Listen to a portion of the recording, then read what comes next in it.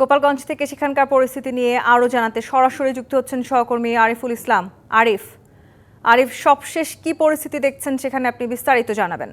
নিশ্চয়ই যে প্রশ্নটি করছেন সেই উত্তরটা দিয়ে শুরু করতে চাই। সেটা হচ্ছে যে 22 ঘন্টার যে কারফিউ জারি করা হয়েছে আইন শৃঙ্খলা পরিস্থিতি নিয়ন্ত্রণে আনার জন্য সবকিছু মিলেই। তো সেক্ষেত্রে কিন্তু রাত 8টা থেকে আগামীকাল সন্ধ্যা 6টা পর্যন্ত ইতিমধ্যেই কারফিউ কিন্তু চলমান রয়েছে এই গোপালগঞ্জ জেলার সদরে।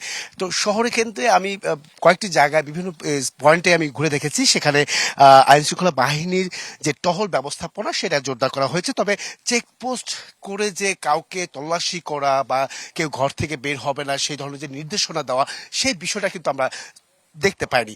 আর যে আগুনটি আপনি এখন দেখতে পাচ্ছেন সেটা হচ্ছে একটি সমাবেশ স্থল বা সমাবেশ মঞ্চ, যেখানে এনসিপি নেতা নেতৃবৃন্দরা তাদের আজকে এখানে সমাবেশ করেছেন এবং কি সংক্ষিপ্ত বক্তব্য দিয়েছেন। সেই জায়গাটি এখন যে কার্পেটগুলো ছিল সেইখানে কিন্তু আসলে আগুন ধরিয়ে দেওয়া হয়েছে।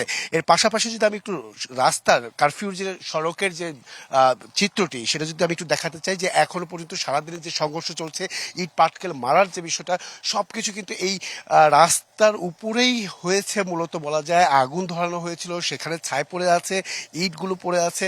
এখন পর্যন্ত কিন্তু এখানে সংশ্লিষ্ট এসে বা সিটি কর্পোরেশন কেউ এসে এখানে যে পরিষ্কার করবে সেটা কিন্তু এখনো করেনি, যেহেতু থমথমে একটি অবস্থা বিরাজ করছে এই গোপালগঞ্জ শহর কেন্দ্রিক। তো সেক্ষেত্রে আমি যদি একটু বলতে চাই, তো যে শহর কেন্দ্রিক যে দোকানপাটগুলো রয়েছে সবগুলোই বন্ধ রয়েছে। বিশেষ করে বাসাবাড়ি থেকে যে এখন মানুষের আনাগোনা থাকতো সেই আনাগোনাটাও নেই।